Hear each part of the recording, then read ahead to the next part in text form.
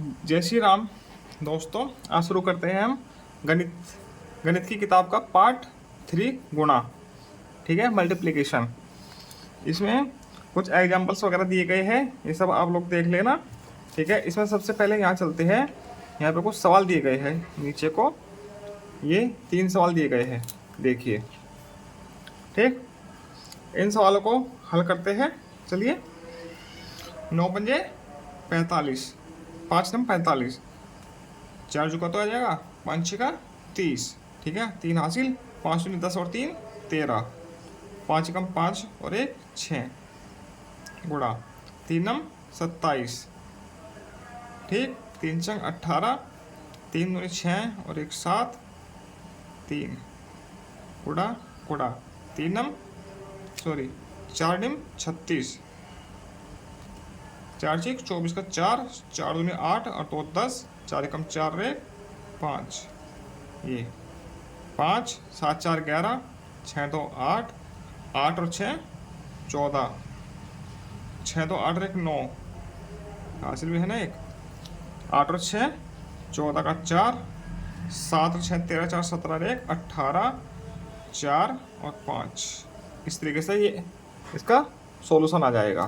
ठीक, दूसरा सवाल है, इसमें देखो 100 से गुना करनी है। ठीक है, मतलब कि 100 गुना कर लीजिए और आगे 2 जीरो लगा दीजिए सीधे सीधे। ठीक, 100 गुना करके क्या आएगा, 7 8 6 5 4, 2 जीरो लगा दीजिए। ठीक है,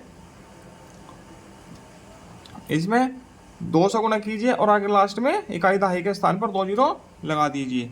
2 जीरो ऐसे लगा के, ठीक, 200 गुना कर दीजिए, 2 निम्मा 18, हासिल लगा 1, 2 पंजे 10 और 1 11, 2 3 6 1 7, 2 की गुना 0 में 0, 2 चौका 8। ये इसका उत्तर आ जाएगा। ऐसे आगे चलते हैं। आगे इस पेज पर कुछ खास नहीं दिया गया है, सब कुछ समझने वाली बातें हैं। हम चलते हैं इसके अभ्यास पर। ठीक है, ये अभ्यास है इस चैप्टर का। ठीक, इसे पहला प्रश्न करते हैं, रिक्त स्थान भरो। ठीक, इसमें क्या करना है, देखो हम इसकी गुणा इसमें करें या इसकी गुणा इसमें करें तो क्या आएगा, बराबर ही आना है। इधर 20,545 लिखा है, 20,545 लिखा है। ठीक है, तो हम 432 लिख देंगे, तो दोनों की गुणा आएगी वो बराबर ही आएगी। इसकी गुणा इसमें कीजिए या इसकी गुणा इसमें कीजिए, दोनों बराबर ही आएगा। इसमें किस संख्या की गुणा करें, इसमें 307 की गुणा कर दीजिए और 307 में इस संख्या की गुणा कर दीजिए, तो बराबर आ जाएगा। ठीक, बराबर हो जाएगा। इन दोनों की गुणा और इन दोनों की गुणा समान आएगी। ठीक, किसी संख्या में 1 की गुणा करेंगे तो वही संख्या आ जाती है, तो मतलब क्या आएगा, 85 321। ठीक, यहाँ भी 1 की गुणा किस संख्या में करेंगे तो यही संख्या आ जाएगी, 57 0 42। अब किसी भी संख्या की गुणा 0 में करेंगे तो वह संख्या शून्य हो जाती है, या शून्य की गुणा किसी भी संख्या में करेंगे तो वह संख्या शून्य हो जाती है। ठीक, ये ऐसे कर लोगे आप लोग। अब दूसरा गुणनफल करो। ठीक, इनमें थोड़ा समय लगेगा, इसलिए मैंने पहले से ही ये सवाल करके रखे हैं पेपर के ऊपर। ठीक है, इसे पहला प्रश्न है 63 554। ठीक है, 639 में गुणा करनी है। इसकी गुणा हम इस प्रकार से करेंगे।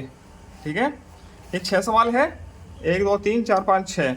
मैंने 6 के 6 सवालों को ऐसे करके रखा है, आप लोग इनको देख लीजिएगा। 6 के 6 सवाल है। ठीक है, दूसरा सवाल ये है, तीसरा ये है, चौथा ये है, पांचवा ये है, छठा तिहरिया सवाल है। इन संख्याओं की गुणा इसमें होनी है। ठीक है, ऐसे ही सवाल 6 के 6 हो जाएंगे।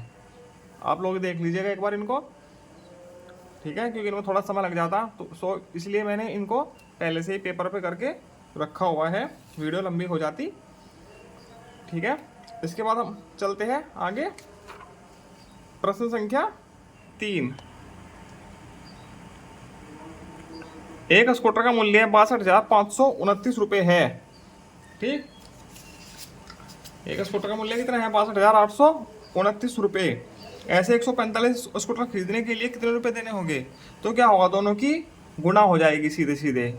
ठीक, इतने रुपए है, इसकी 145 में गुना होगी, तो हम लिखेंगे कैसे, ऐसे। ठीक है। एक स्कूटर का मूल्य कितना हुआ? 62,529, ठीक है। ऐसे 145 स्कूटर का मूल्य क्या होगा? इन दोनों की गुना होगी, इन दोनों की गुना करके क्या आएगा? ये उत्तर आ जाएगा 90,65,255, ठीक है।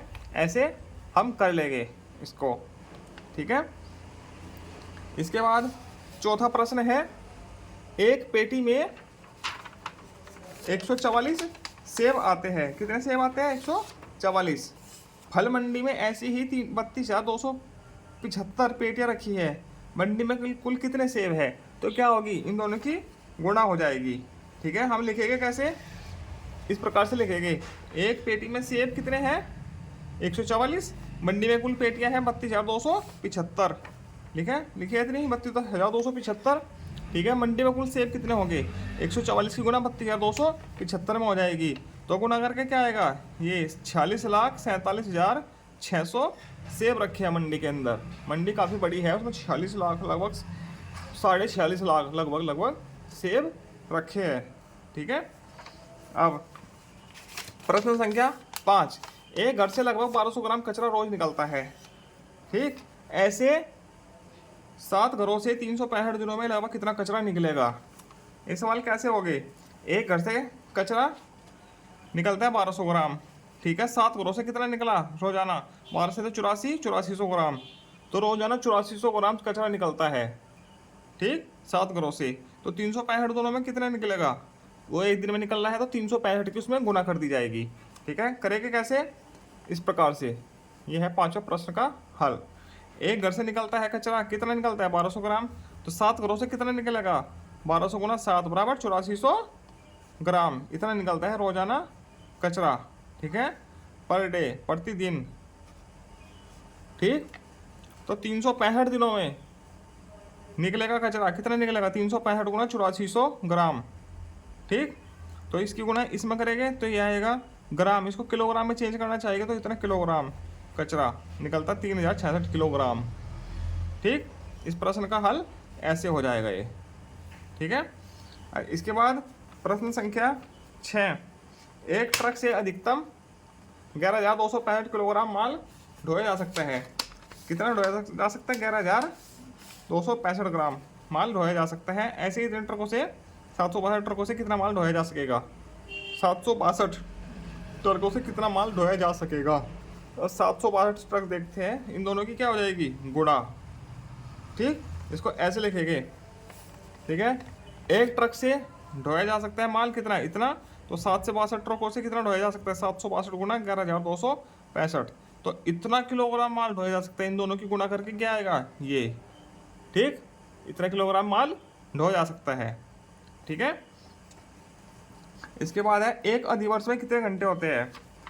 देखो, अधिवर्ष को बोलते हैं लीप ईयर, मतलब कि वैसे तो सामान्य 365 दिन होते हैं, अगर हर चौथे वर्ष कितने होते हैं? 366 दिन, जिसमें फरवरी का महीना 29 दिन का होता है, उसको अधिवर्ष बोलते हैं, ठीक है। इसमें फरवरी 29 दिन की होती है, ठीक है। टोटल 366 दिन होते हैं साल में, ठीक है। तो एक अधिवर्ष में दिनों की संख्या कितनी होगी? 366, ठीक है। एक दिन में घंटे कितने होते हैं? 24, तो 366 दिनों में घंटे हो गए, कितने हो गए? 366 गुना 24, दोनों की गुणा करके क्या आएगा? 8784 घंटे, इतने घंटे एक अधिवर्ष में होते हैं, ठीक है। इसी के साथ ये एक्सरसाइज पूरी होती है।